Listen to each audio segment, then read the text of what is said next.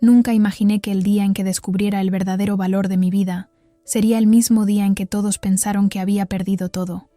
Mientras mi hija Valentina celebraba su herencia de 30 millones de reales brasileños, yo sostenía en mis manos temblorosas las llaves oxidadas de una cabaña abandonada en medio de la nada, y todos me miraban con lástima, como si Roberto, mi esposo, me hubiera dejado las migajas de una vida que construimos juntos durante 32 años. Antes de continuar, regístrese y active Tinkerbell, ya que publicamos nuevas historias todos los días. Deje su me gusta y háganos saber en los comentarios desde qué ciudad y país nos ve. Mi nombre es Elena Márquez Sotomayor. Tengo 56 años y hasta el martes 15 de octubre de 2024 creía conocer cada rincón del corazón del hombre con quien me casé cuando tenía apenas 24 años. Roberto Fernández Almeida era arquitecto, un hombre meticuloso que planificaba cada detalle de su vida con la misma precisión con que diseñaba edificios. Teníamos una vida cómoda en São Paulo, en el barrio de Jardins, en un apartamento amplio en la Rua Augusta que él mismo había diseñado. Valentina, nuestra única hija de 30 años, trabajaba como abogada corporativa y siempre fue la niña de los ojos de su padre. Roberto había enfrentado una enfermedad difícil durante los últimos 2 años. Yo dejé mi trabajo como profesora de literatura en el Colegio Dante Alighieri para cuidarlo a tiempo completo. Fueron días interminables de hospitales, tratamientos, noches en vela sosteniendo su mano mientras él luchaba contra el dolor. Valentina visitaba los fines de semana cuando su agenda lo permitía, siempre elegante con sus trajes de diseñador, siempre ocupada con casos importantes que no podía postergar. Yo nunca me quejé. Era mi esposo, el amor de mi vida, y estar a su lado era lo único que importaba. La tarde del lunes 14 de octubre, Roberto me llamó a su habitación. Estaba débil, pero sus ojos tenían un brillo extraño, casi febril. «Elena, mi amor», me dijo con voz rasposa, «necesito que sepas algo. He dejado todo organizado. Valentina estará bien. Tú estarás bien. Confía en mí, como siempre lo has hecho». Le pregunté qué quería decir, pero él solo sonrió y apretó mi mano. «Pronto lo entenderás. Todo tiene un propósito, incluso lo que parece injusto». Esas fueron las últimas palabras significativas que me dijo antes de que su condición empeorara durante la madrugada. Al día siguiente por la tarde, rodeada de Valentina, su esposo Marcelo Torres Ribeiro y algunos familiares cercanos, Roberto dejó de luchar. El apartamento se llenó de flores, condolencias y el silencio pesado de la pérdida. Yo me movía como un fantasma entre los preparativos del funeral, firmando papeles, recibiendo abrazos, pero sintiendo que una parte de mí había quedado congelada en el tiempo. El funeral fue elegante, como Roberto hubiera querido. El sábado 19 de octubre, en el cementerio da Consolação, decenas de colegas, amigos y familiares vinieron a despedirse. Yo usaba un vestido negro simple que Roberto me había regalado años atrás. Valentina estaba impecable con un traje oscuro de marca italiana, su maquillaje perfecto incluso para llorar. Durante el velorio, noté que ella sostenía su teléfono constantemente, escribiendo mensajes. Pensé que estaba notificando a más personas, manejando los detalles prácticos. No imaginaba lo que vendría después. La lectura del testamento estaba programada para el viernes 25 de octubre, una semana después del funeral. El abogado de Roberto, el doctor Heitor Campos Montenegro, un hombre de 65 años con canas perfectamente peinadas y gafas de marco grueso, nos citó a su oficina en la Avenida Paulista a las 3 de la tarde. La sala de conferencias era toda de madera oscura y ventanales amplios con vista a la ciudad. Valentina llegó acompañada de Marcelo, ambos con expresiones serias pero tranquilas. Yo llegué sola, todavía aturdida por el duelo, sin imaginar que mi mundo estaba a punto de colapsar nuevamente. El doctor Montenegro abrió una carpeta de cuero marrón y comenzó a leer con voz monótona. Yo, Roberto Fernández Almeida, en pleno uso de mis facultades mentales, declaro como mis últimas voluntades lo siguiente. Mi corazón latía despacio mientras escuchaba las formalidades legales. Luego llegó la parte de los bienes. A mi amada hija Valentina Fernández Márquez y a su esposo Marcelo Torres Ribeiro lego la totalidad de mis cuentas bancarias, inversiones y propiedades urbanas, cuyo valor total asciende a 30.200.000 reales brasileños. El silencio en la sala era absoluto. Miré a Valentina y vi que ella no parecía sorprendida. Marcelo tomó su mano y le sonrió. El doctor Montenegro continuó. A mi esposa, Elena Márquez Sotomayor, con quien compartí 32 años de matrimonio, lego la propiedad ubicada en la ruta rural BR 040, kilómetro 215, municipio de Petrópolis, estado de Río de Janeiro. Se trata de un terreno de 2.000 metros cuadrados con una construcción de madera conocida como cabaña vista del valle. Mi mente tardó varios segundos en procesar lo que acababa de escuchar. ¿Una cabaña? ¿Una propiedad rural? Roberto nunca había mencionado tener algo así. Miré al abogado buscando alguna explicación, algún error. El doctor Montenegro me entregó un sobre manila. Aquí están las escrituras y las llaves, señora Elena. Su esposo fue muy específico en sus instrucciones. Esta propiedad es completamente suya, libre de cargas o hipotecas. ¿Y eso es todo?, pregunté, mi voz sonando más aguda de lo que pretendía. ¿Una cabaña abandonada mientras mi hija recibe 30 millones? Valentina se aclaró la garganta. Mamá, papá sabía lo que hacía. Yo tengo gastos, responsabilidades. Tú tienes el apartamento donde vives. Eso ya es suficiente. Sentí como si me hubieran abofeteado. El apartamento donde vivo era nuestro, de tu padre y mío. Esto no tiene sentido. El doctor Montenegro intervino con tono profesional pero incómodo.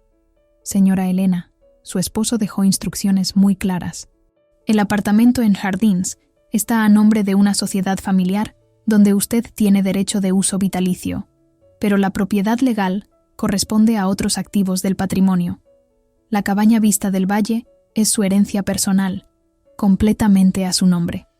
Las palabras flotaban a mi alrededor sin sentido. 32 años de matrimonio, 2 años cuidándolo día y noche, y esto era lo que Roberto consideraba justo. Valentina se levantó, alisando su falda. Mamá, sé que es difícil de entender ahora, pero papá siempre tuvo sus razones. Esa cabaña debe significar algo especial para él. Tal vez deberías visitarla antes de juzgar.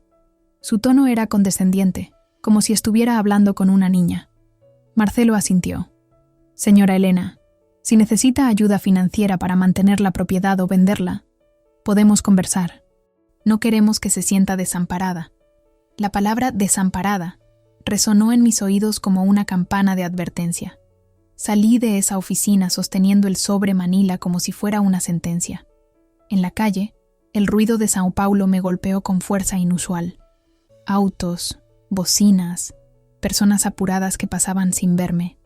Me senté en una banca de la Avenida Paulista y abrí el sobre con manos temblorosas.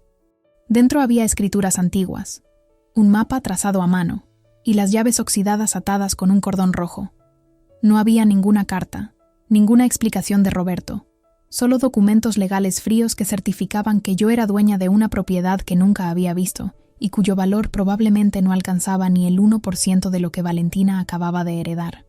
Esa noche, sola en el apartamento que ahora sabía que no era realmente mío, lloré hasta que no me quedaron más lágrimas. Las fotos de Roberto y yo en la pared me miraban como testigos mudos de una vida que pensé conocer pero que quizás nunca comprendí realmente. Los días siguientes fueron una nebulosa de tristeza y confusión. Valentina me llamó una vez para preguntar cómo estaba, pero la conversación fue breve y superficial. Podía escuchar el ruido de su oficina de fondo, su atención dividida entre mi dolor y sus responsabilidades profesionales. «Mamá, te llamaré luego. Tengo una reunión importante», dijo antes de colgar. Marcelo fue más atento, enviándome mensajes ofreciendo ayuda para cualquier trámite legal o financiero que necesitara. Pero incluso su gentileza parecía teñida de lástima, como si yo fuera una pariente pobre que necesitaba caridad. Mis amigas del club de lectura vinieron a visitarme el martes 29 de octubre. Beatriz Santana Costa, Lucía Rodríguez Pimentel y Marta Alves Ferreira. Llegaron con café, pasteles y expresiones de solidaridad. Cuando les conté sobre la herencia, el silencio fue incómodo. Beatriz, siempre la más directa, dijo lo que todas pensaban. Elena, eso es humillante. ¿Cómo pudo Roberto hacer algo así? Después de todo lo que sacrificaste por él, Lucía agregó, debe haber un error. Nadie deja a su esposa de 32 años con solo una cabaña vieja, mientras la hija se queda con millones. Marta, que era psicóloga, ofreció una perspectiva diferente. Tal vez Roberto tenía razones que no entendemos. Los hombres a veces tienen formas extrañas de proteger a quienes aman. Quizás deberías visitar esa cabaña antes de asumir lo peor. Sus palabras plantaron una semilla en mi mente. ¿Y si había algo más? ¿Algún mensaje oculto? ¿Algún propósito que Roberto no pudo explicarme antes de partir? Esa noche, busqué información sobre Petrópolis y la ruta BR-040 en mi computadora. La región era montañosa, conocida por su clima frío y paisajes verdes. El kilómetro 215 estaba relativamente aislado, lejos de las zonas turísticas principales. Encontré algunas imágenes satelitales borrosas que mostraban una estructura pequeña rodeada de árboles. No había mucho más. La propiedad parecía estar en el olvido, exactamente como yo me sentía. El miércoles 30 de octubre, tomé una decisión. Iría a Petrópolis a ver la cabaña con mis propios ojos. Necesitaba entender qué había en la mente de Roberto cuando decidió dejarme eso como único legado. Preparé una pequeña maleta con ropa cómoda, documentos, una linterna y provisiones básicas. No sabía en qué condiciones estaría la propiedad, ni si habría servicios básicos. Le envié un mensaje a Valentina informándole mis planes. Su respuesta llegó 3 horas después. Ok, mamá, ten cuidado. Avísame cuando llegues. Beso. Antes de continuar, suscríbete a nuestro canal para no perderte nuevas historias como esta. Déjanos tú. Me gusta. Y cuéntanos en los comentarios qué harías tú en mi situación. Tus experiencias nos ayudan a todos. El jueves 31 de octubre, a las 6 de la mañana, salí de São Paulo en mi viejo Volkswagen Golf plateado del año 2015. El viaje a Petrópolis tomaba normalmente unas 4 horas, pero el tráfico de salida de la ciudad estaba pesado. Mientras conducía por la autopista, mi mente no dejaba de darle vueltas a todo. ¿Por qué Roberto había sido tan específico en el testamento? ¿Por qué no me había hablado nunca de esa propiedad? ¿Había visitado la cabaña sin que yo lo supiera? Recordé entonces algunos fines de semana durante los últimos años en que Roberto decía que tenía trabajo urgente o reuniones con clientes. Yo nunca dudé de él. Nunca cuestioné sus ausencias. ¿Había estado yendo a Petrópolis? ¿Había algo o alguien allí que yo desconocía? La sola idea me revolvía el estómago. 32 años de matrimonio, y de repente me daba cuenta de que quizás nunca conocí realmente al hombre con quien compartí mi vida. Llegué a Petrópolis alrededor de las 11 de la mañana. La ciudad imperial tenía un encanto europeo con sus calles empedradas y arquitectura histórica, pero yo no estaba de humor para apreciar la belleza. Seguí las indicaciones del mapa hacia la BR-040, saliendo de la zona urbana y adentrándome en caminos rurales cada vez más estrechos. Las montañas se alzaban a ambos lados, cubiertas de vegetación densa y niebla matinal que todavía no se disipaba completamente. En el kilómetro 215 encontré un camino de tierra señalizado apenas con un poste numerado oxidado. El Golf protestó al dejar el pavimento, sus amortiguadores quejándose en cada bache. El camino serpenteaba entre árboles altos durante casi 2 kilómetros, hasta que finalmente vi una construcción de madera entre la vegetación. Mi corazón latía con fuerza cuando detuve el auto frente a lo que sería mi herencia. La cabaña vista del valle era más grande de lo que había imaginado, pero claramente abandonada. Era una estructura de 2 pisos con techo de tejas rojas y paredes de madera oscurecida por la humedad y el tiempo. Las ventanas estaban cerradas con tablones de madera. La puerta principal tenía candados oxidados y la maleza crecía salvaje alrededor de los cimientos. Un pequeño porche en la entrada estaba cubierto de hojas secas y ramas caídas. Más allá de la cabaña, el terreno se extendía hasta un precipicio que ofrecía una vista impresionante del valle verde abajo, justificando el nombre de la propiedad. Bajé del auto y me acerqué lentamente, el sobre Manila con las llaves en mis manos. El silencio era absoluto, excepto por el canto de pájaros y el susurro del viento entre los árboles. El aire era frío y húmedo. Olía a tierra mojada y madera vieja. Había algo melancólico en ese lugar, como si guardara secretos que habían sido olvidados por el tiempo. Probé la primera llave en el candado principal. Después de varios intentos, el mecanismo cedió con un clic metálico. La puerta se abrió con un crujido de protesta, revelando un interior oscuro y polvoriento. Encendí mi linterna y entré con cuidado. El piso era de madera sólida, pero cubierto de polvo y hojas que habían entrado por alguna rendija. La planta baja consistía en una sala amplia con una chimenea de piedra, una pequeña cocina con alacenas antiguas y un baño básico. Los muebles estaban cubiertos con sábanas blancas que alguna vez fueron limpias, pero ahora estaban manchadas y polvorientas. Era como entrar a una cápsula del tiempo. Subí las escaleras de madera que gemían bajo mi peso. El segundo piso tenía 2 habitaciones y un pequeño estudio. Una de las habitaciones estaba completamente vacía, excepto por una cama de hierro oxidado. Pero cuando abrí la puerta del estudio, me detuve en seco. Las paredes estaban cubiertas de estanterías con libros, planos arquitectónicos enrollados y cajas de cartón etiquetadas con fechas. Sobre un escritorio de madera maciza había una lámpara antigua, un portarretratos cubierto de polvo y una caja de metal cerrada con un pequeño candado. Me acerqué al escritorio con el corazón en la garganta. Limpié el polvo del portarretratos y me quedé sin aliento. Era una foto de Roberto y yo, jóvenes, sonrientes, en nuestro viaje de luna de miel a Bucios hace 32 años. Yo usaba un vestido blanco de algodón y él tenía el cabello oscuro sin una sola cana. Estábamos abrazados en la playa, con el océano de fondo, mirando a la cámara como si el futuro fuera una promesa infinita. Mis ojos se llenaron de lágrimas. ¿Por qué Roberto tenía esta foto aquí, en este lugar abandonado que yo nunca conocí? Intenté abrir la caja de metal, pero estaba cerrada. Busqué entre las llaves del llavero y encontré una pequeña que parecía apropiada. Con manos temblorosas, abrí el candado. Dentro de la caja había sobres amarillentos, más fotografías y un cuaderno de cuero marrón. Tomé el cuaderno y lo abrí en la primera página. Reconocí inmediatamente la caligrafía precisa de Roberto. Diario de un refugio. Julio de 1993. 1993. Un año después de nuestra boda. Mi mente luchaba por comprender. Roberto había comprado esta propiedad 31 años atrás y nunca me lo había dicho. Comencé a leer las primeras entradas.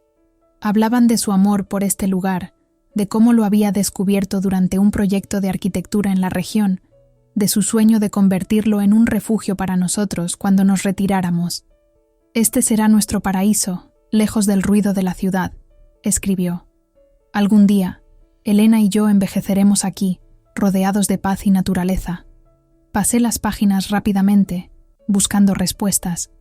Las entradas continuaban durante años, documentando visitas ocasionales que Roberto hacía a la propiedad para mantenerla, para hacer pequeñas mejoras, para soñar con el futuro.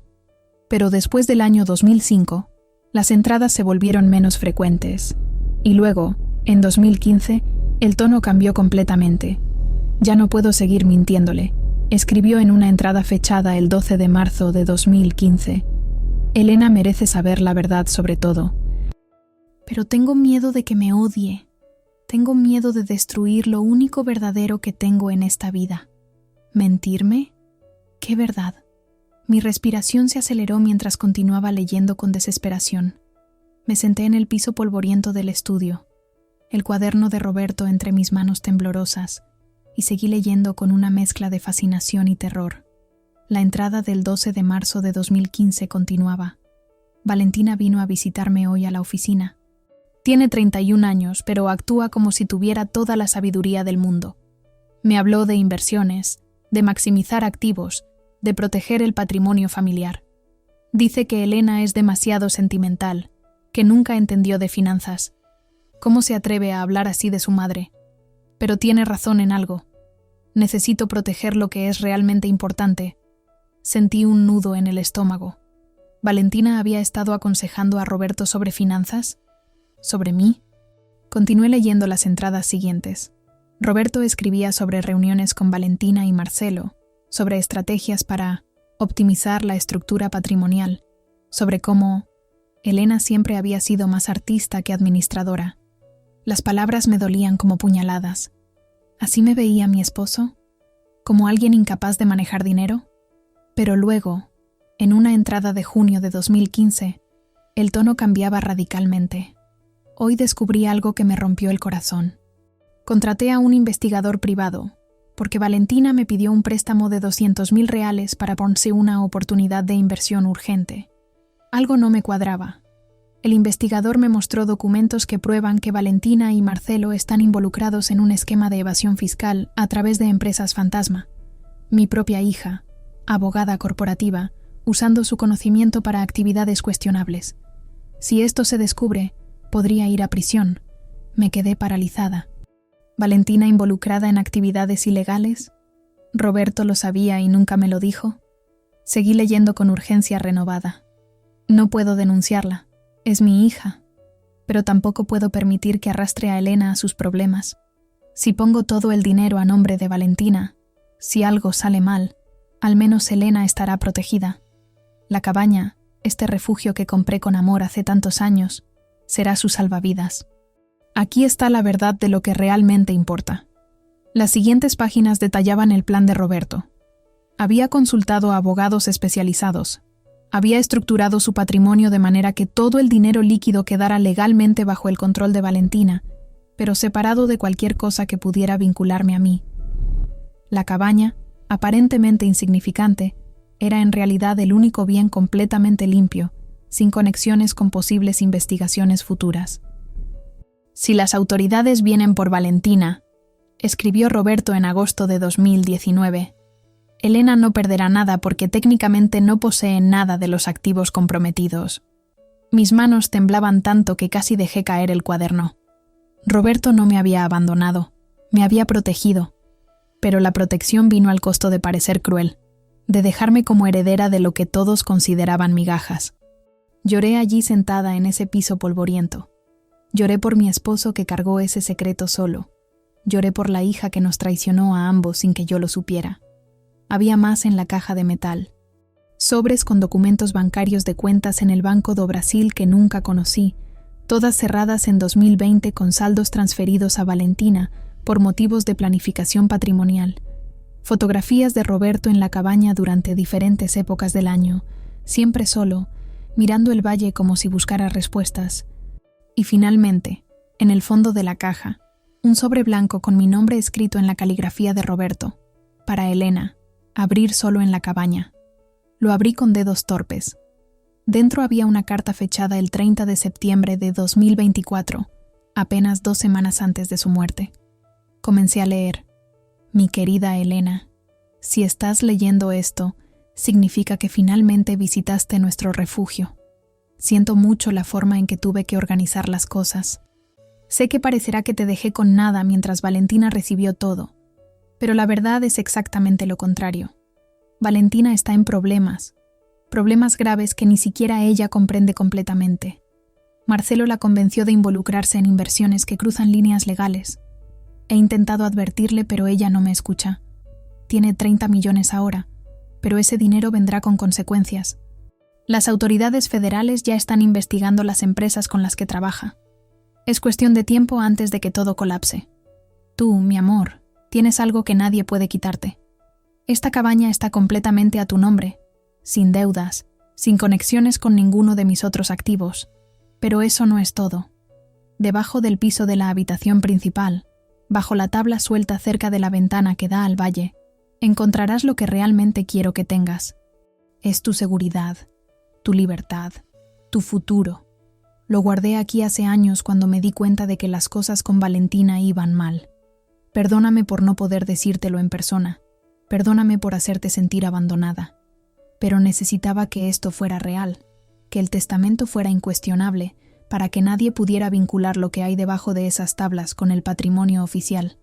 Te amo más de lo que las palabras pueden expresar. Esta cabaña, nuestro refugio soñado, ahora es tu nueva oportunidad. Úsala bien, vive plenamente, y por favor, no odies a Valentina. Ella es tan víctima de su ambición como yo lo fui de mi silencio. Con todo mi amor eterno, Roberto. Dejé caer la carta y corrí hacia la habitación principal. Mis manos arañaban el piso de madera buscando la tabla suelta. La encontré cerca de la ventana, exactamente donde Roberto había dicho. Con esfuerzo, logré levantarla. Debajo, había un espacio hueco forrado con plástico. Dentro del plástico había 3 cajas metálicas grandes selladas con cinta impermeable. Con manos que no dejaban de temblar, saqué las cajas una por una. Eran pesadas. Las coloqué sobre el piso y abrí la primera con un cuchillo que encontré en la cocina. Dentro había fajos de dinero en efectivo, dólares americanos, euros y reales brasileños. Abrí la segunda caja. Más dinero, junto con documentos de bonos del tesoro y certificados de depósito a mi nombre que nunca había visto. La tercera caja contenía joyas. El collar de diamantes que perteneció a la abuela de Roberto, relojes de marca, aretes antiguos, todo lo que tenía valor sentimental y económico de su familia. Me senté en el piso, rodeada de riqueza que se suponía que no tenía, llorando tan fuerte que mi cuerpo entero se sacudía. Roberto había planeado todo meticulosamente. Me había dado la apariencia de pobreza para protegerme de la caída inevitable de Valentina, y lo había hecho cargando solo con el dolor de parecer injusto, sabiendo que todos me mirarían con lástima, sabiendo que yo misma podría odiarlo. El sol ya estaba bajando cuando finalmente me recuperé lo suficiente para pensar con claridad. Necesitaba un plan. Necesitaba tiempo para procesar todo esto.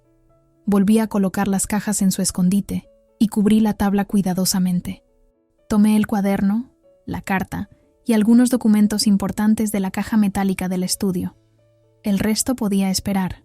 Cerré la cabaña con cuidado y conduje de regreso a Petrópolis mientras la noche caía sobre las montañas. Encontré un pequeño hotel en el centro de la ciudad imperial, el Hotel Casablanca Palace en la Rua do Imperador, número 412. La habitación era simple pero limpia, con una cama confortable y una ventana que daba a la calle. Esa noche, acostada en una cama extraña en una ciudad que no era la mía, leí cada página del diario de Roberto con atención renovada. Cada entrada revelaba un hombre que amaba profundamente, pero que había sido atrapado entre el amor por su hija y la necesidad de proteger a su esposa. Había entradas sobre conversaciones difíciles con Valentina, sobre cómo ella gradualmente se había vuelto más materialista, más obsesionada con el estatus y el dinero. «No sé dónde me equivoqué», escribió Roberto en 2017. «Le dimos todo, educación, valores, amor, pero en algún momento ella decidió que eso no era suficiente. Marcelo empeoró las cosas. Él ve todo como transacciones, como oportunidades para ganar más. Y mi hija se está convirtiendo en lo mismo. También había entradas sobre mí, sobre cómo Roberto admiraba mi simplicidad, mi satisfacción con las cosas pequeñas de la vida. Elena encuentra alegría en un libro, en una conversación, en preparar una comida especial. No necesita lujos para ser feliz. Esa es su fortaleza, y también la razón por la que debo protegerla. El mundo de Valentina la destruiría. Esas palabras me hicieron llorar nuevamente, pero esta vez con una mezcla de tristeza y gratitud. A la mañana siguiente, viernes 1 de noviembre, desperté con una claridad mental que no había sentido en semanas. El dolor de la pérdida de Roberto seguía ahí, pero ahora entendía que su último acto de amor había sido precisamente ese testamento aparentemente cruel. Desayuné en el comedor del hotel, café brasileño fuerte, pan de queso caliente, frutas frescas, mientras planeaba mis próximos pasos. No podía simplemente volver a São Paulo y pretender que nada había pasado. Necesitaba verificar las afirmaciones de Roberto sobre Valentina. Necesitaba entender completamente la situación antes de decidir qué hacer. Busqué en mi teléfono información sobre investigaciones federales recientes relacionadas con evasión fiscal y empresas fantasma. Para mi sorpresa, encontré varios artículos periodísticos de las últimas semanas. La Policía Federal había lanzado una operación llamada Fortuna Oculta, el 15 de octubre, exactamente el día que Roberto falleció, investigando un esquema de evasión fiscal que involucraba a abogados corporativos, contadores y empresarios de São Paulo. Los nombres de los investigados no habían sido divulgados aún, pero las descripciones de las empresas involucradas me hicieron pensar inmediatamente en las anotaciones del diario de Roberto. Llamé a Marta, mi amiga psicóloga, quien también tenía contactos en el ámbito legal. «Elena, qué bueno escucharte», dijo con voz preocupada. «¿Cómo estás? ¿Dónde te has metido? Le dije que estaba en Petrópolis, investigando la propiedad que Roberto me había dejado. No mencioné nada sobre lo que había descubierto. Marta, necesito un favor. ¿Conoces a alguien en la Policía Federal o en el Ministerio Público? Necesito información sobre una investigación en curso. Hubo un silencio antes de que ella respondiera. Elena, ¿en qué estás metida? Eso suena serio. Le expliqué que no estaba metida en nada, pero que creía que alguien cercano a mí podría estar involucrado en problemas legales y necesitaba confirmarlo. Marta, después de hacerme prometer que tendría cuidado, me dio el número de un fiscal federal llamado Dr. Paulo Méndez Guimaraes, quien había sido su paciente años atrás. Dile que vas de mi parte. Él es discreto y honesto. Pero Elena, por favor, ten mucho cuidado. Las investigaciones federales no son juego. Esa misma tarde llamé al Dr. Méndez desde mi habitación de hotel. Su secretaria me pasó después de mencionar el nombre de Marta. El Dr. Méndez tenía una voz grave y profesional. Señora Márquez, ¿en qué puedo ayudarla? Le expliqué mi situación de manera general, que mi esposo había fallecido recientemente, que había dejado un testamento peculiar y que tenía razones para creer que mi hija podría estar involucrada en actividades financieras cuestionables. Doctor, necesito saber si ella está siendo investigada, si está en peligro real. Hubo una pausa larga. Señora, entiendo su preocupación, pero no puedo divulgar información sobre investigaciones en curso. Lo que puedo decirle es que la operación Fortuna Oculta está en una fase crítica. Tenemos evidencia de un esquema sofisticado donde abogados corporativos asesoraban a clientes sobre cómo crear estructuras offshore ilegales para evadir impuestos. Si su hija es abogada corporativa en Sao Paulo y trabaja con grandes empresas, le recomendaría que tenga una conversación muy seria con ella sobre sus actividades profesionales recientes. Eso era todo lo que necesitaba saber. Roberto tenía razón. Valentina estaba en el camino de la tormenta. Dr. Méndez, si hipotéticamente mi hija estuviera involucrada, ¿qué pasaría? ¿Prisión? El fiscal suspiró. Dependiendo del nivel de participación, sí.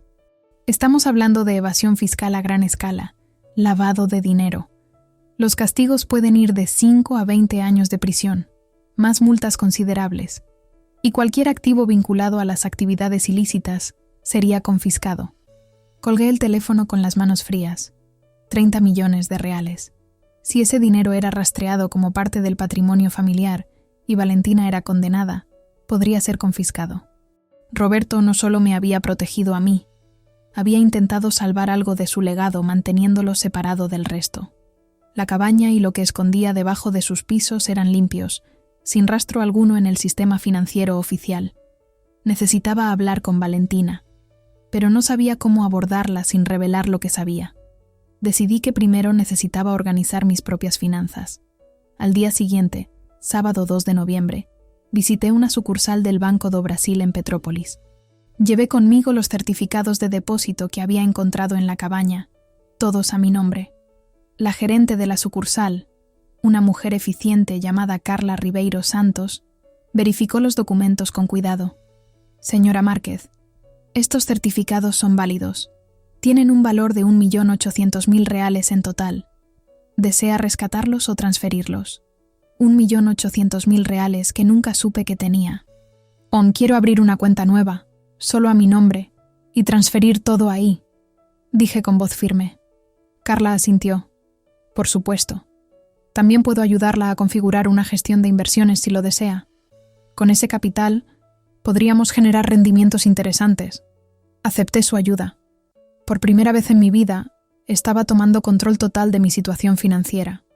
Pasé el resto del fin de semana en Petrópolis, caminando por la ciudad, visitando el Museo Imperial, reflexionando sobre mi vida. El lunes 4 de noviembre regresé a la cabaña.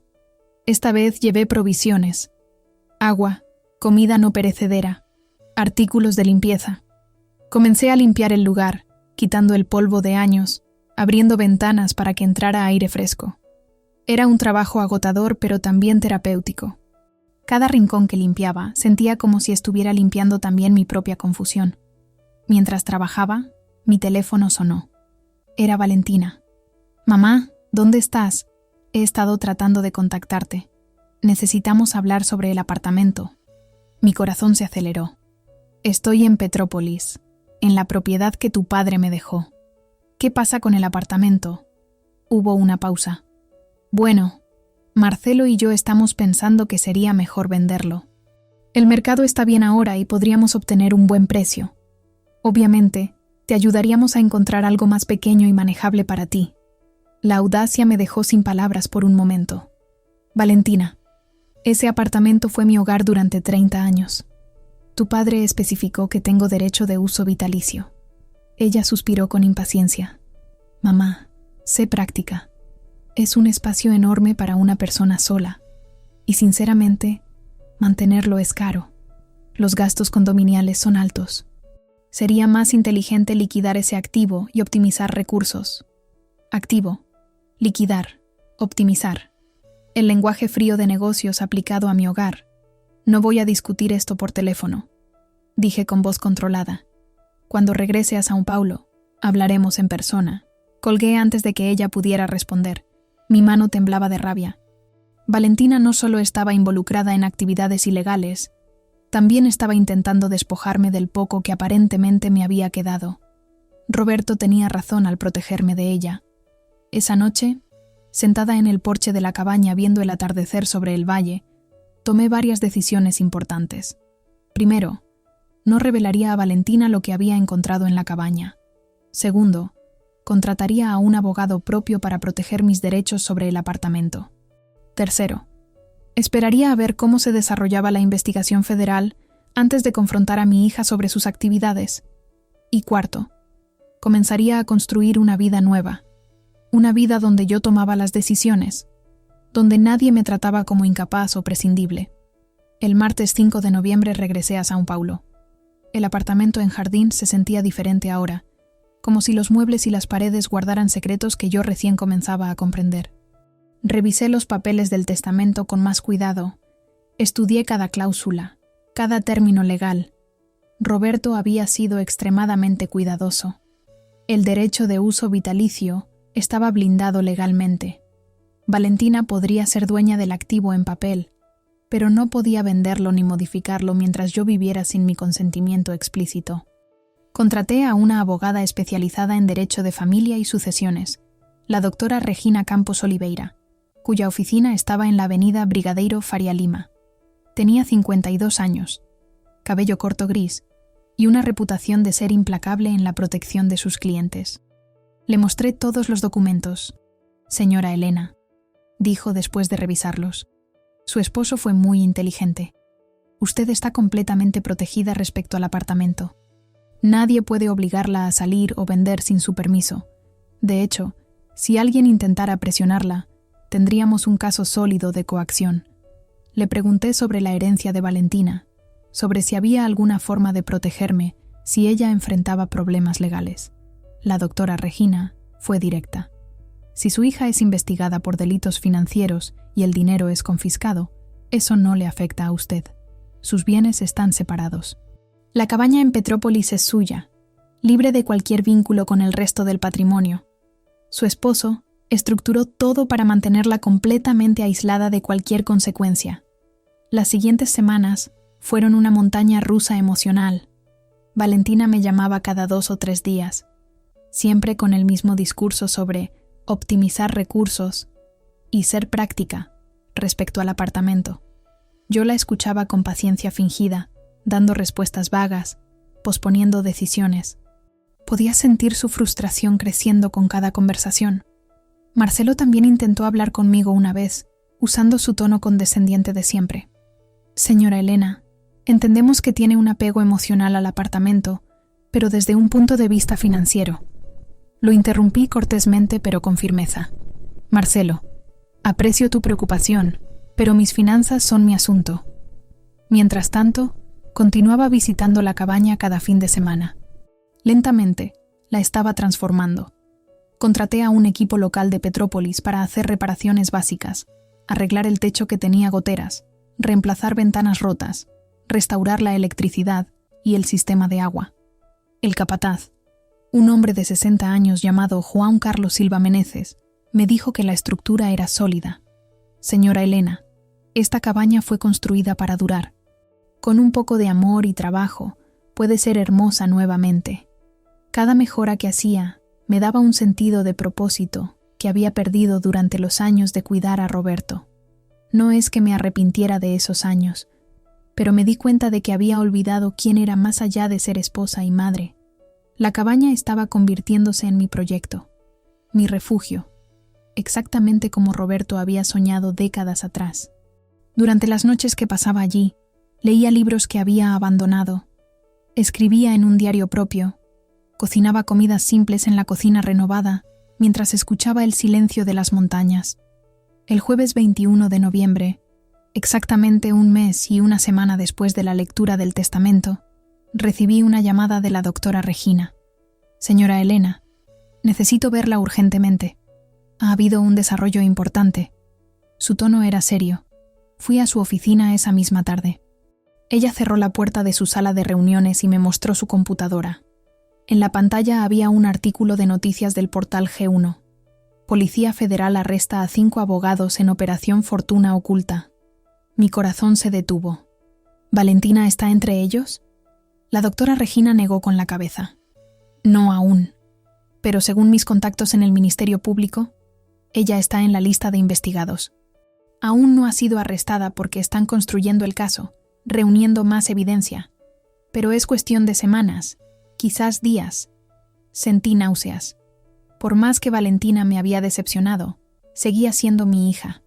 ¿Qué debo hacer? ¿Debería advertirle? La doctora Regina me miró con seriedad. Legalmente, no debe interferir con una investigación federal.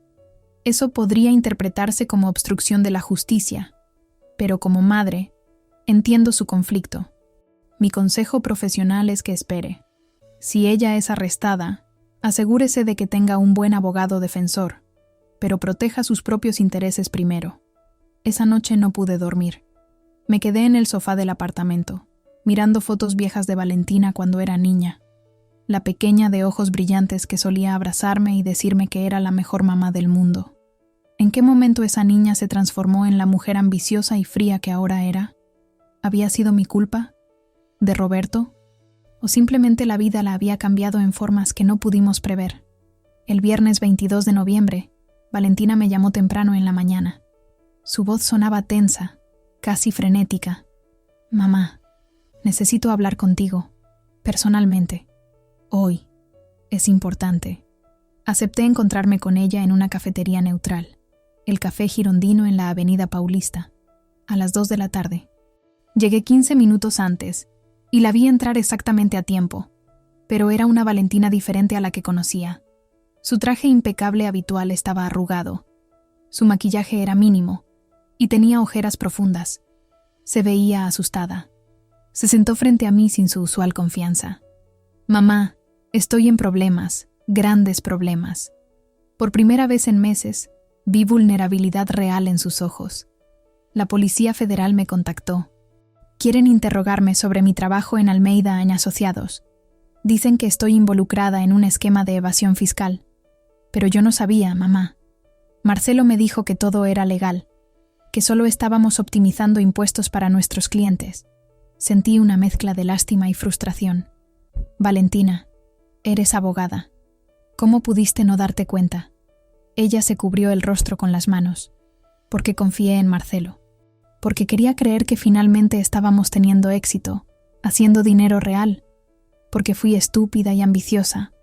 Las lágrimas comenzaron a rodar por sus mejillas. «Van a arrestarme, mamá. Van a quitarme mi licencia, mi carrera, todo». Por más enojada que estuviera, seguía siendo mi hija. Tomé su mano sobre la mesa. ¿Qué tan involucrada estás realmente? ¿Participaste activamente o solo seguiste instrucciones? Ella sollozó. Firme documentos. Aconsejé a clientes basándome en lo que Marcelo me decía. Ayudé a estructurar algunas de las empresas offshore. En papel, estoy tan implicada como él. Le hablé sobre la doctora Regina. Le di su número. «Llámala. Necesitas un buen abogado defensor. Uno que no esté comprometido con Marcelo o su firma». Valentina asintió desesperadamente. «Mamá, hay algo más». Los investigadores van a revisar todas nuestras finanzas, la herencia de papá, todo. Podrían intentar confiscar el dinero que recibí si prueban que está conectado con mis actividades ilegales. Ahí estaba, la razón por la que Roberto había estructurado el testamento de esa manera. Valentina, tu padre sabía lo que estabas haciendo. Por eso dejó el testamento como lo hizo, para protegerte a ti y protegerme a mí de las consecuencias. Ella me miró con incredulidad. ¿Él sabía? ¿Y nunca me dijo nada? Asentí. Intentó advertirte, pero tú no escuchaste, así que hizo lo único que podía, intentar minimizar el daño. Valentina lloró entonces como no la había visto llorar desde que era niña. Arruiné todo. Decepcioné a papá. Te decepcioné a ti, y ahora voy a perder todo. No sabía si abrazarla o gritarle. Hice ambas cosas en mi corazón. Lo que hagas ahora es lo que importa. Coopera con los investigadores. Di la verdad. Acepta responsabilidad. Es la única forma de que esto no te destruya completamente. Después de que Valentina se fue, me quedé sentada en el café durante 1 hora más, bebiendo mi café frío, mirando a la gente pasar por la avenida. La vida continuaba para todos ellos, indiferente a los dramas personales que cada uno cargaba. Pensé en Roberto, en cómo había cargado solo con el conocimiento del camino destructivo de nuestra hija. Pensé en todos los signos que debía haber visto, pero ignoré. Las conversaciones susurradas con Marcelo, las evasivas sobre detalles de su trabajo, la creciente obsesión con el dinero y el estatus. El lunes 25 de noviembre, exactamente 2 meses después de la lectura del testamento, la noticia explotó.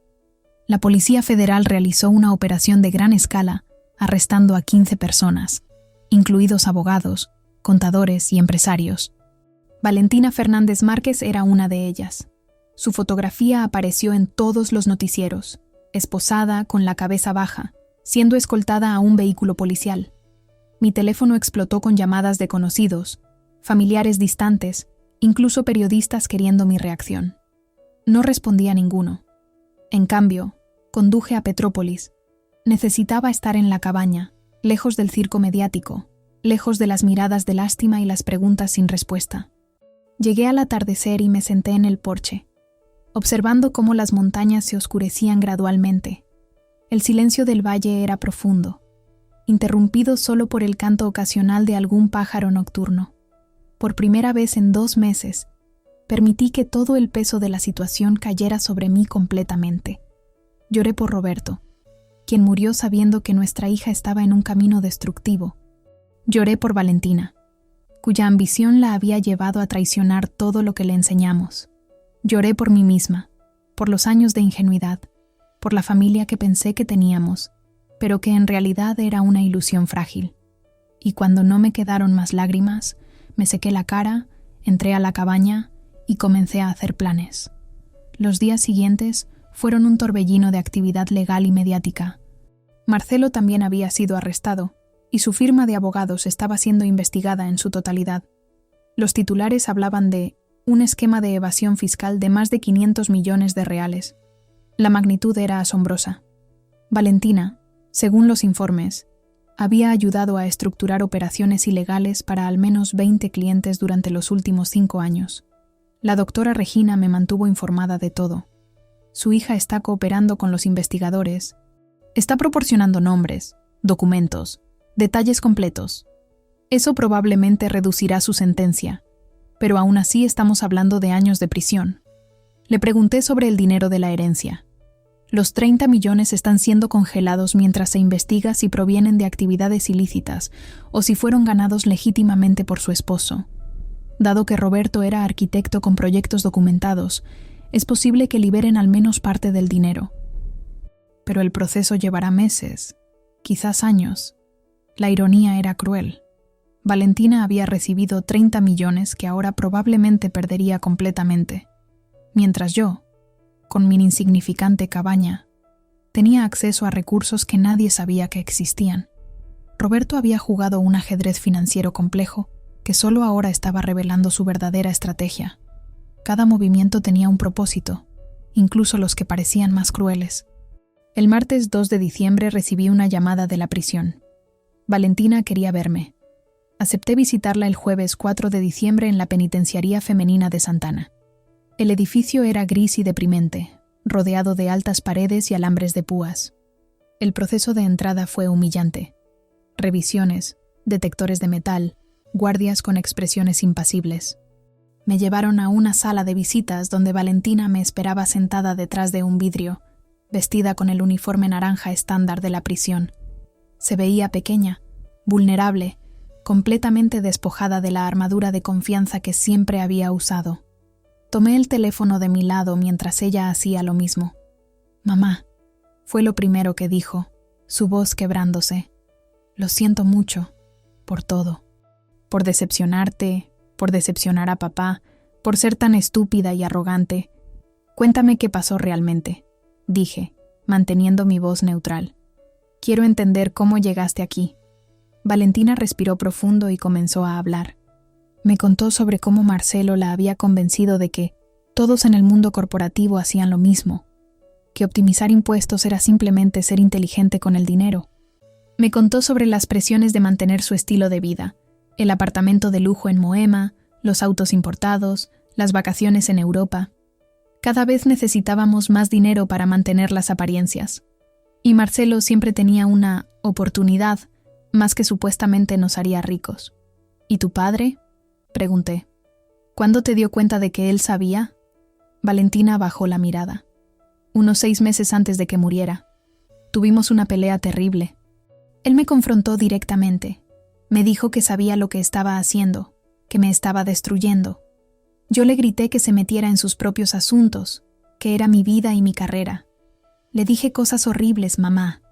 Le dije que era un viejo pasado de moda que no entendía el mundo moderno. Las lágrimas corrían por su rostro. Esas fueron prácticamente las últimas palabras que le dije antes de que se enfermara gravemente. Mi corazón se partió escuchándola.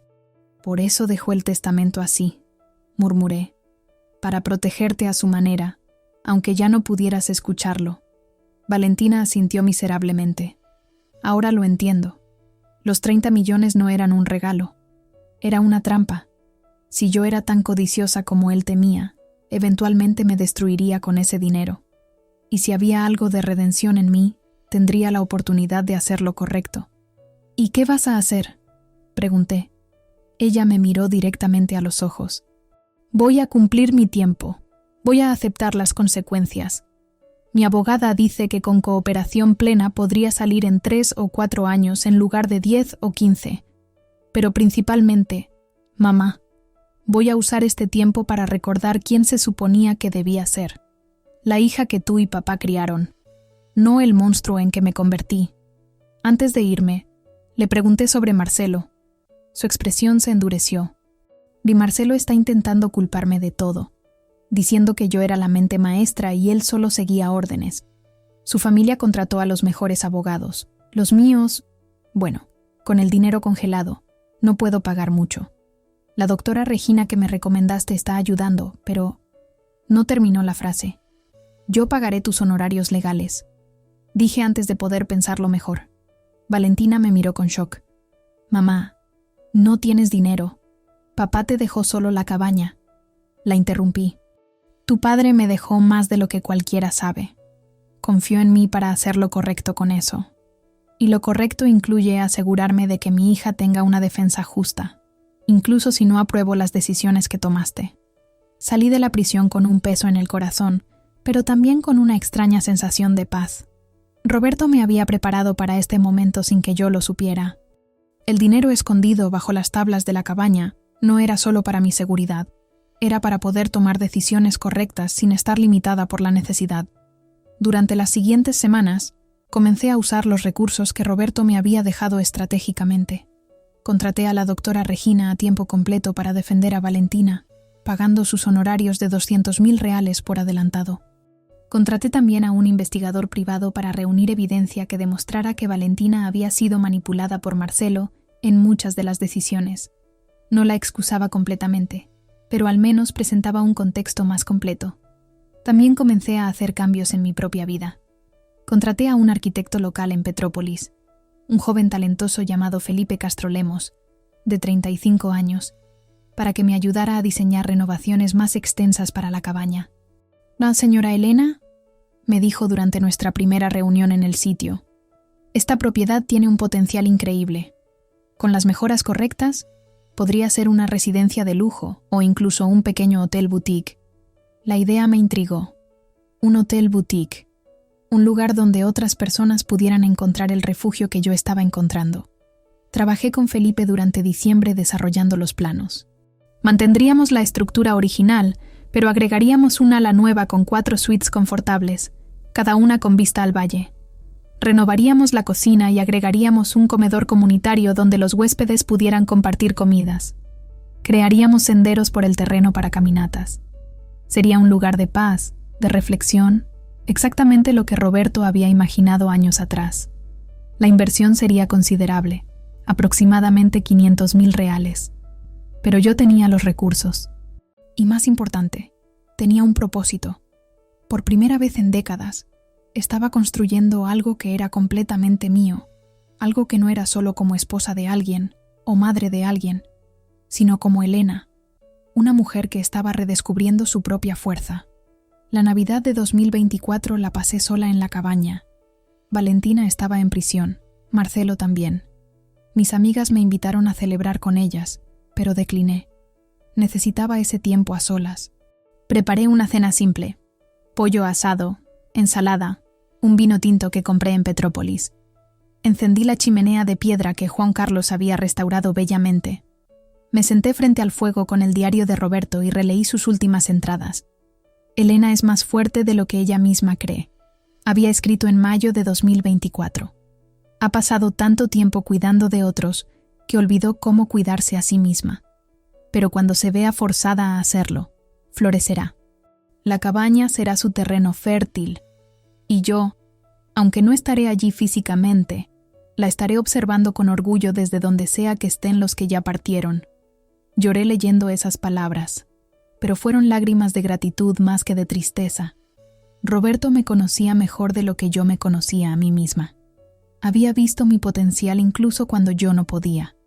Y su último acto fue darme no solo seguridad financiera, sino la oportunidad de descubrir quién era yo realmente.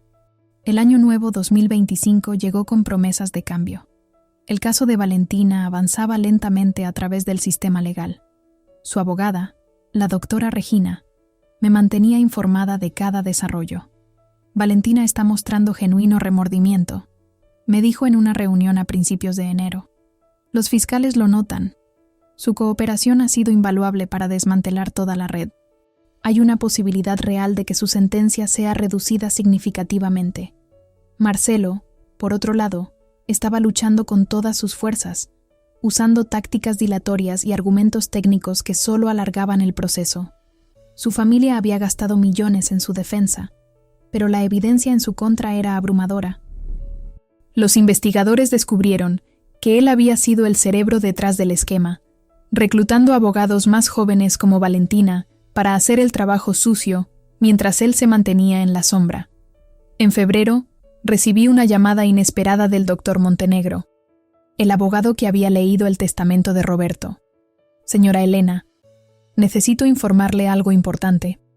Como parte de la investigación federal, revisaron el patrimonio de su esposo buscando conexiones con las actividades ilegales de su hija. No encontraron ninguna. Todo el dinero que Roberto acumuló proviene de fuentes legítimas documentadas. Sus proyectos de arquitectura, inversiones apropiadas, ahorros durante décadas. Esto significa que los 30 millones que heredó Valentina eventualmente podrían ser liberados una vez que concluya el proceso legal, aunque ella no podrá acceder a ellos desde la prisión. Le pregunté qué significaba eso prácticamente. Significa que cuando Valentina salga de prisión, si el dinero ha sido liberado por los tribunales, lo tendrá disponible. Pero también significa que podría ser sujeto a compensaciones si hay demandas civiles de los clientes que fueron defraudados por su firma. Era complicado, pero al menos había una posibilidad de que no todo estuviera perdido. Las renovaciones de la cabaña avanzaban rápidamente. Juan Carlos y su equipo trabajaban con dedicación admirable. Para marzo, las 4 suites nuevas estaban tomando forma. Cada una tenía su propio carácter. una con paredes de piedra expuesta, otra con grandes ventanales que iban del piso al techo, otra con una chimenea privada, y la última con un balcón que se extendía directamente sobre el valle. Felipe había hecho un trabajo magnífico balanceando el respeto por la estructura original con las comodidades modernas. También comencé a hacer nuevas amistades en Petrópolis. Una dueña de posada local llamada Teresa Almeida Correia, de 62 años, me tomó bajo su ala. «Elena, vas a necesitar aprender sobre hospitalidad», me dijo con una sonrisa cálida.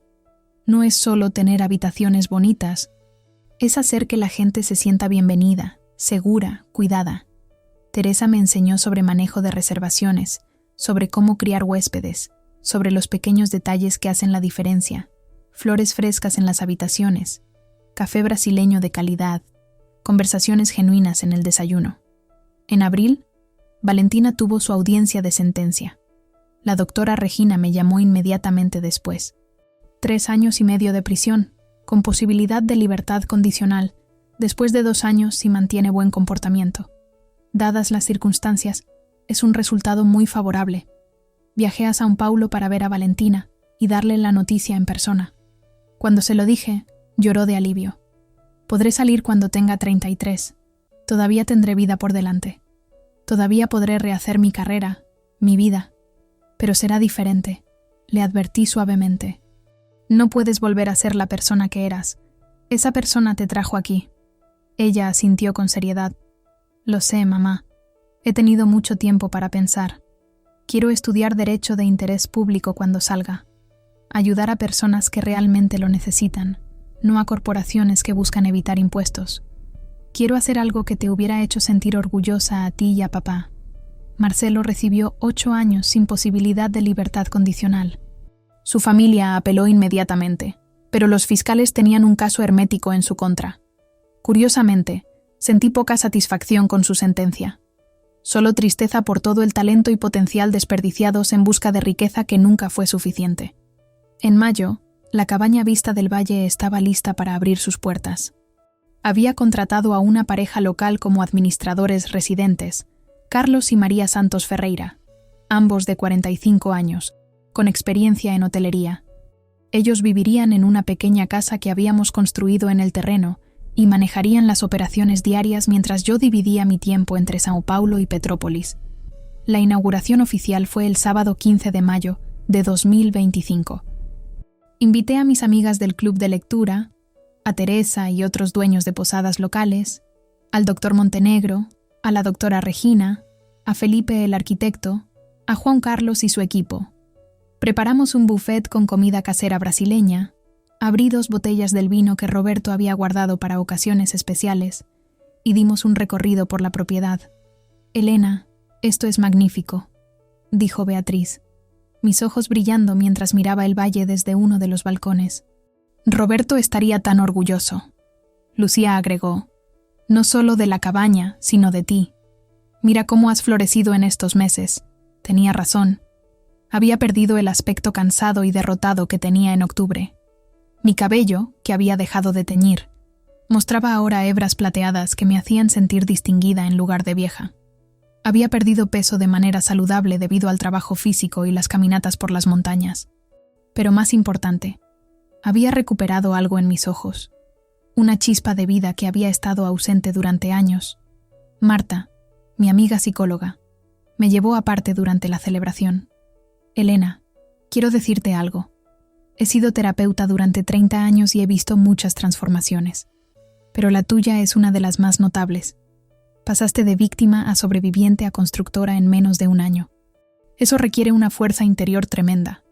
Sus palabras me conmovieron profundamente.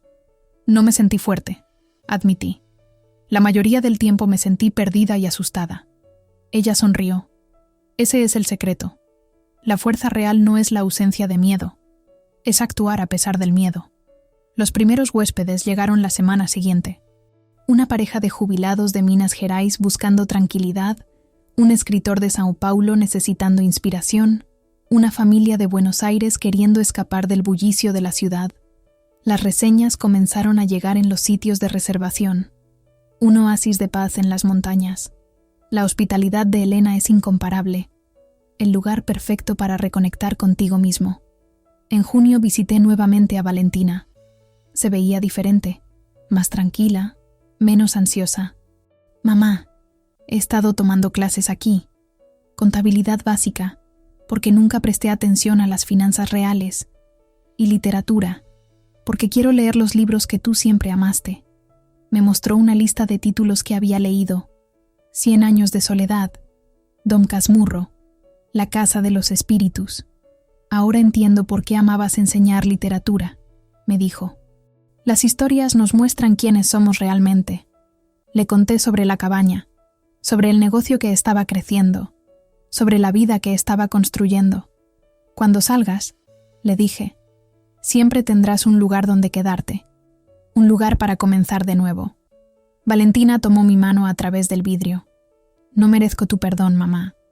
No después de cómo te traté, de lo que dije, de cómo te hice sentir insignificante.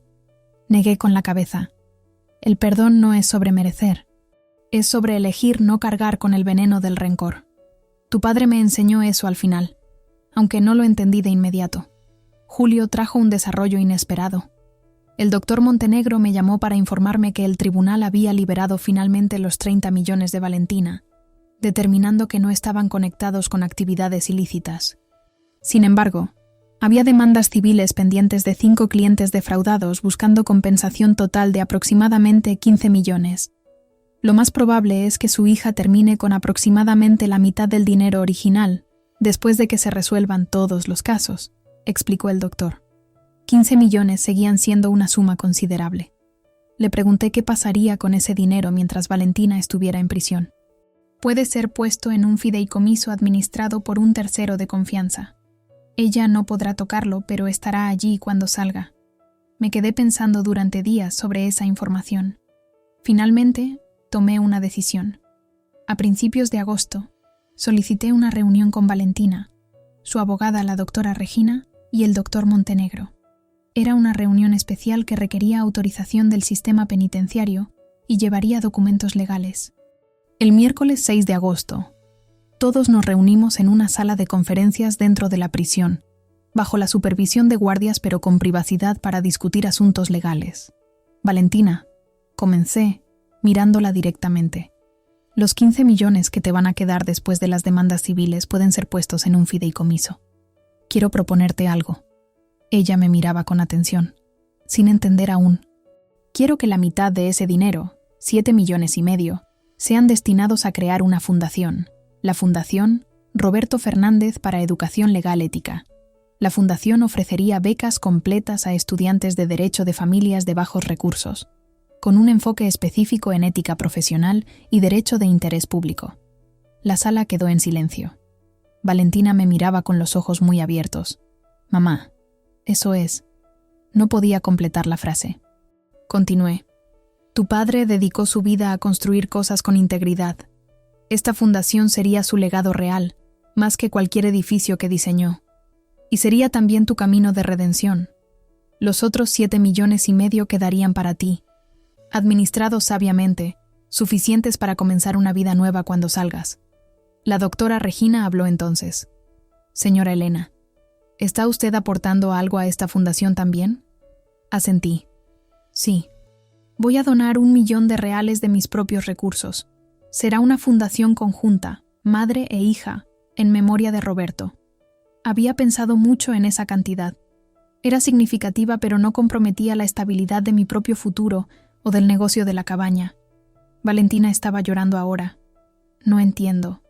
Después de todo lo que hice, después de cómo te traté, ¿por qué harías esto? Me incliné hacia adelante todo lo que el vidrio nos permitía. Porque perdonar no significa olvidar o excusar. Significa elegir construir algo bueno de las cenizas de algo malo. Tu padre me dejó recursos no solo para mi seguridad, sino para que pudiera tomar decisiones que honraran lo que él valoraba. Y él valoraba la educación, la ética y la redención. Los documentos legales para establecer la fundación se firmaron ese día. El doctor Montenegro actuaría como administrador inicial junto con 2 académicos de ética legal, que la doctora Regina recomendó. Las primeras becas serían otorgadas en 2026, permitiendo tiempo suficiente para estructurar apropiadamente los criterios de selección y las operaciones. Cuando salí de la prisión esa tarde, sentí como si un peso enorme se hubiera levantado de mis hombros. No era solo sobre perdonar a Valentina, era sobre perdonarme a mí misma por todos los años que pasé sintiéndome impotente, por no ver los signos de los problemas de mi hija, por no ser más que una espectadora en mi propia vida.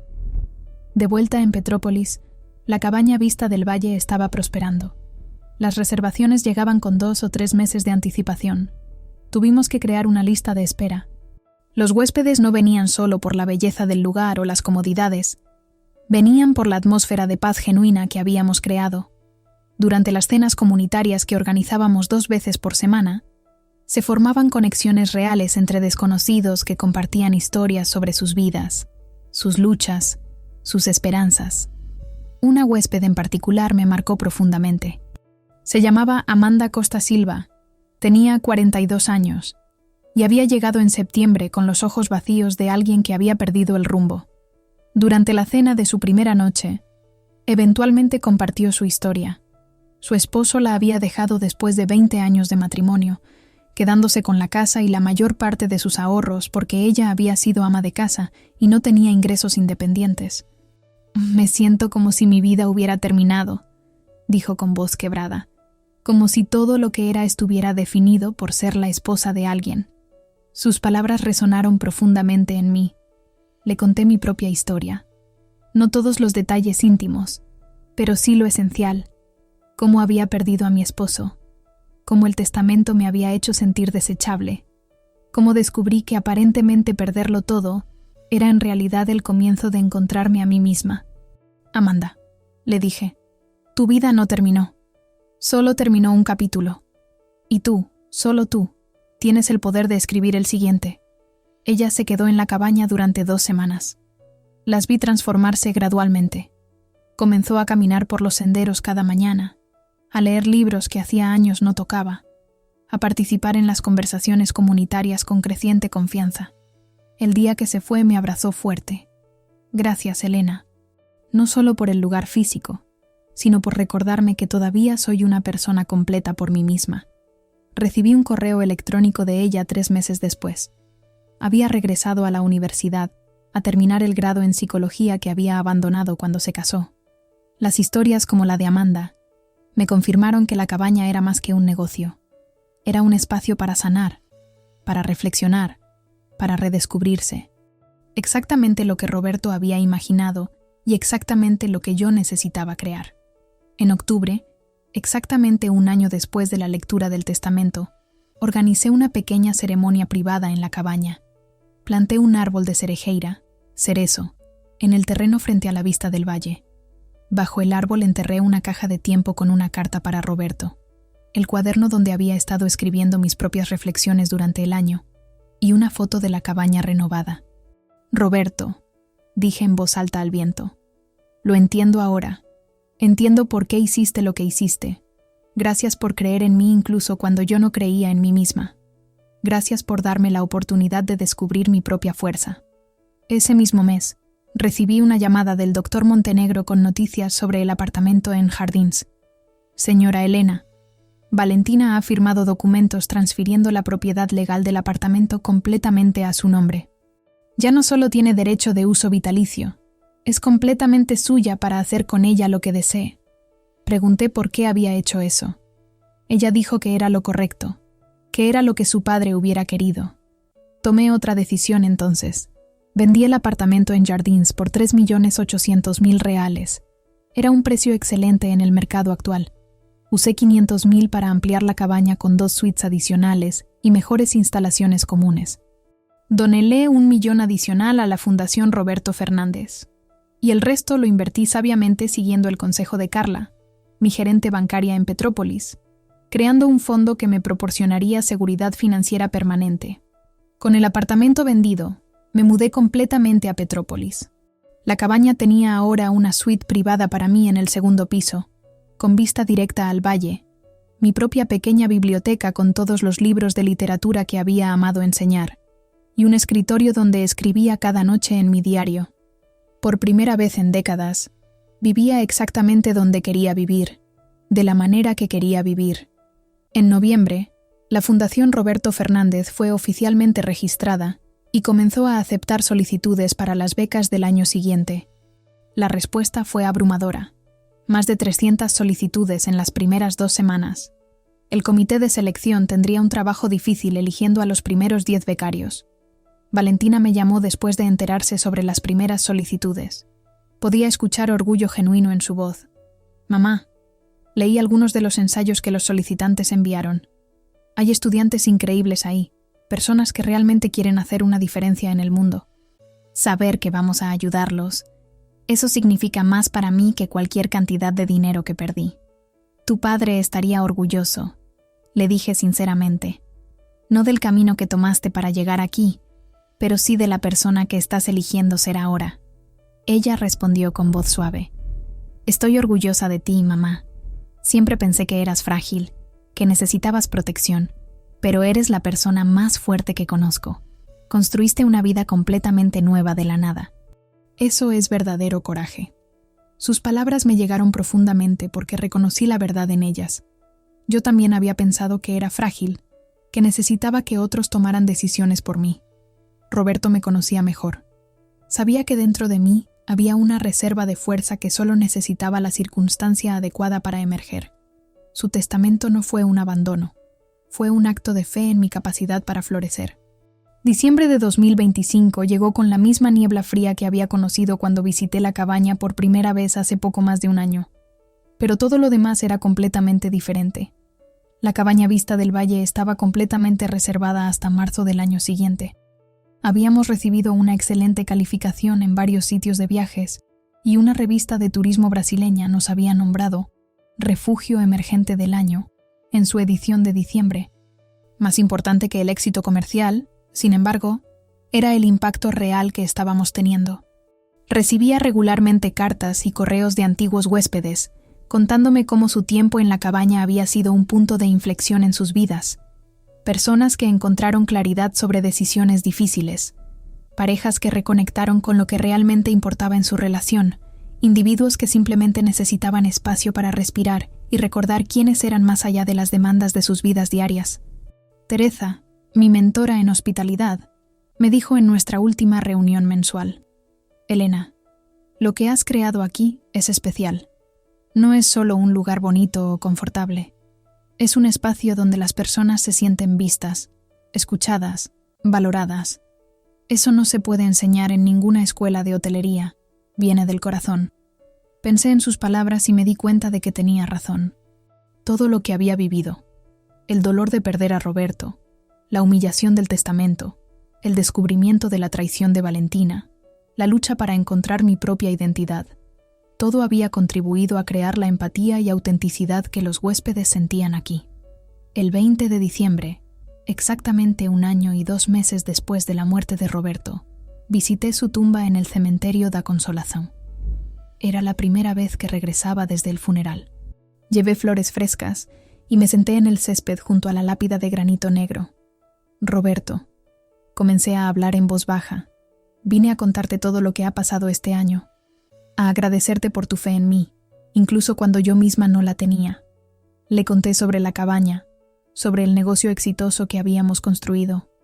Le conté sobre Valentina, sobre su sentencia reducida y su genuino remordimiento, sobre la fundación que llevaría su nombre y ayudaría a formar abogados éticos. Le conté sobre mi propia transformación, sobre descubrir que era capaz de mucho más de lo que nunca imaginé. «Tu testamento no fue cruel», le dije. «Fue el regalo más grande que pudiste darme. Me obligaste a buscar mi propia fuerza, a descubrir mi propio valor. Y aunque el camino fue doloroso, ahora entiendo que era el único camino que me llevaría a donde necesitaba estar». Las lágrimas corrían por mis mejillas, pero eran lágrimas de gratitud más que de dolor. «Te extraño cada día, mi amor. Extraño tus manos, tu risa, la forma en que me mirabas como si fuera la persona más importante del mundo. Pero también estoy agradecida por el tiempo que tuvimos y por la forma en que, incluso al partir, seguiste amándome y protegiéndome. Descansa en paz sabiendo que tu última lección fue aprendida». La Navidad la celebré en la cabaña con todos los huéspedes actuales. 8 personas de diferentes partes de Brasil y 2 de Argentina.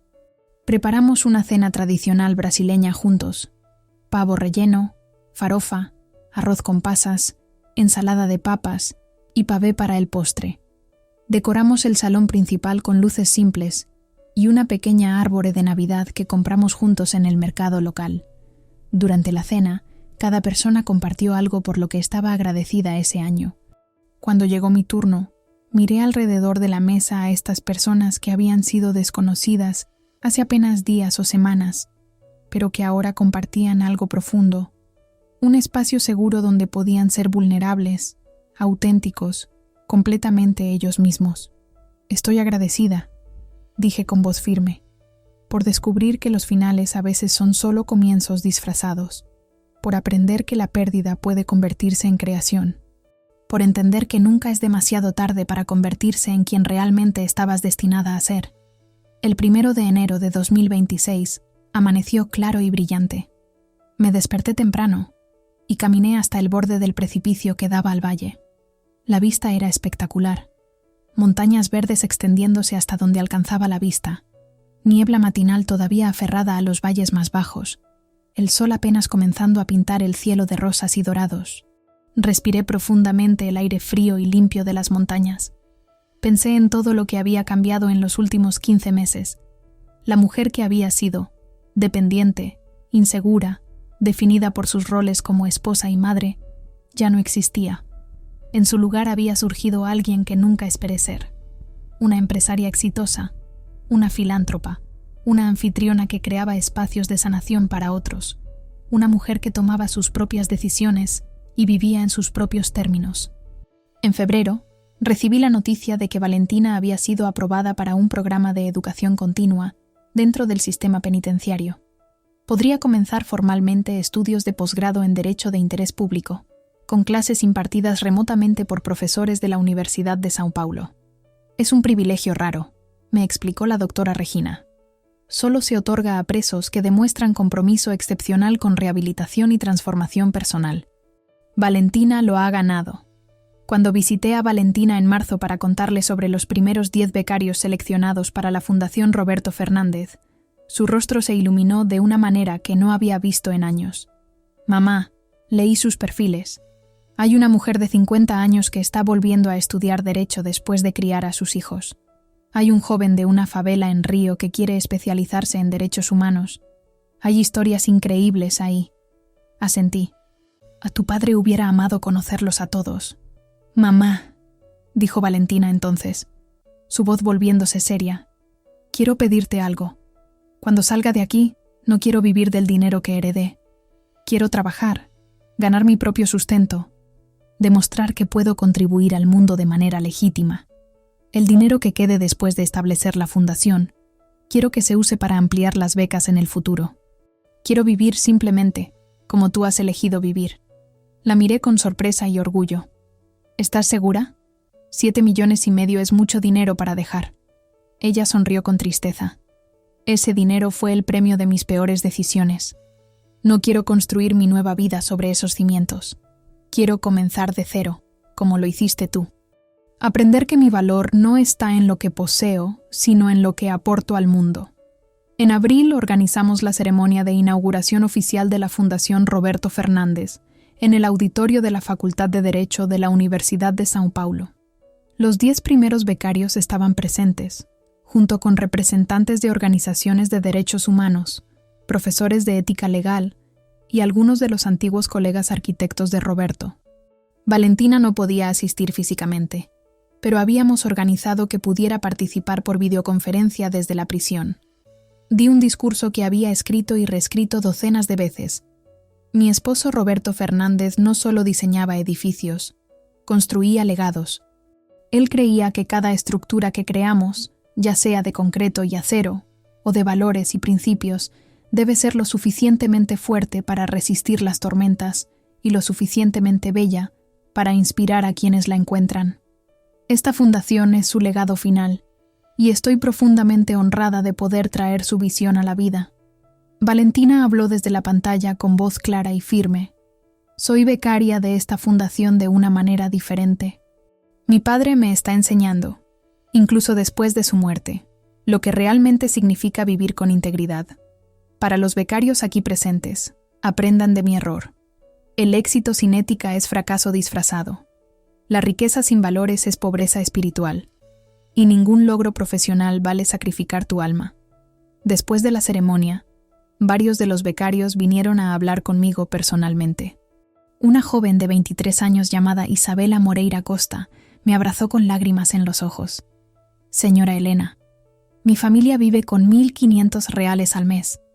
Esta beca no solo me permite estudiar Derecho, le muestra a mi hermana menor que ella también puede soñar en grande. Usted cambió el curso de nuestras vidas. No pude contener mis propias lágrimas. Esto era lo que Roberto había querido. No monumentos grandiosos, sino vidas cambiadas, oportunidades creadas, futuros iluminados. En mayo, exactamente 2 años después de la inauguración de la cabaña Vista del Valle, decidí escribir un libro. No una autobiografía completa, sino una colección de reflexiones sobre transformación, resiliencia y descubrir tu fuerza cuando la vida te obliga a hacerlo. Trabajé con una editora independiente en Petrópolis, y el proceso de escribir fue catártico de maneras que no anticipé. Cada palabra que plasmaba en papel era un paso más en mi propia sanación. El libro se tituló Más que migajas, Encontrando riqueza en la pérdida. Se publicó en noviembre de 2026 y, aunque no se convirtió en un bestseller masivo, encontró su audiencia. Mujeres de mi generación que habían pasado décadas priorizando a otros sobre sí mismas. Personas enfrentando pérdidas inesperadas. Cualquiera luchando por redefinir su identidad después de que su antigua vida colapsara. Recibí cientos de cartas y correos de lectores. Una en particular me marcó, de una mujer de 61 años de Recife. Elena. Leí su libro después de que mi esposo de 35 años me dejara por una mujer más joven. Me sentía destruida, sin valor, terminada. Su historia me mostró que lo que parece el final puede ser solo el prólogo de algo nuevo. Gracias por tener el coraje de compartir su viaje. Si te gustó esta historia, danos un me gusta, suscríbete al canal y déjanos tus comentarios en los comentarios. Para escuchar la siguiente historia, haga clic en el campo que aparece a la izquierda. Gracias por acompañarnos. Y así, mientras me acerco al final de este relato, me encuentro en paz. Roberto me dejó aparentemente con migajas, pero esas migajas contenían todo lo que realmente importaba. La oportunidad de descubrirme, la libertad de construir una vida auténtica y la seguridad financiera para hacerlo sin compromiso. La cabaña abandonada era en realidad un palacio de posibilidades. Los 30 millones de Valentina, ahora mayormente dedicados a educar futuros abogados éticos, probaron ser un regalo envenenado que eventualmente la llevó a su verdadero camino. Valentina saldrá de prisión en menos de 1 año, en abril de 2027. Ya tiene planes de venir a vivir conmigo en Petrópolis temporalmente, ayudar con la cabaña mientras establece su nueva vida. Hemos hablado sobre posibilidades. Quizás abra una pequeña oficina legal pro bono en la ciudad, ofreciendo servicios a quienes no pueden pagar. Quizás trabaje directamente con la fundación, identificando y mentoreando a los becarios. Quizás simplemente tome tiempo para sanar completamente antes de decidir su próximo paso. Nuestra relación, aunque sanada, nunca volverá a lo que era, pero tal vez eso es algo bueno. Ahora nos relacionamos como 2 mujeres adultas que han enfrentado consecuencias reales de decisiones difíciles, que entienden que el perdón es un proceso y no un evento, que saben que el amor familiar no significa ausencia de límites, sino presencia de honestidad. En cuanto a mí, a mis 58 años, me siento más viva que en décadas. Cada mañana despierto en mi suite con vista al valle, y tengo un momento de gratitud pura por esta vida que nunca planifiqué, pero que resulta ser exactamente lo que necesitaba. La cabaña Vista del Valle prospera, tocando vidas de maneras que continúan sorprendiéndome. La Fundación Roberto Fernández ya ha cambiado el curso de decenas de vidas y apenas está comenzando. Y yo, Elena Márquez Sotomayor, la mujer que alguna vez se sintió invisible e insignificante, he aprendido que mi valor nunca dependió de lo que otros me daban, sino de lo que yo elegía construir. La lección que Roberto me enseñó con su testamento aparentemente cruel fue esta: A veces el amor más grande es aquel que te empuja fuera del nido, que te obliga a descubrir que siempre pudiste volar, que confía en tu fuerza incluso cuando tú has olvidado que la tienes. Su cabaña abandonada no era un rechazo, era un voto de confianza. Y yo, finalmente, he honrado esa confianza convirtiéndome en la mujer que él siempre supo que podía ser. Cuando las personas me preguntan si me arrepiento de algo, de los años cuidando a Roberto, de no ver los problemas de Valentina más pronto, de haber sido tan pasiva en mi propia vida durante tanto tiempo, mi respuesta es siempre la misma. El arrepentimiento mira hacia atrás, pero la sabiduría mira hacia adelante. Cada experiencia, incluso las más dolorosas, me trajeron aquí. Y aquí, mirando el valle desde mi cabaña en las montañas, rodeada de propósito y posibilidad, es exactamente donde estoy destinada a estar.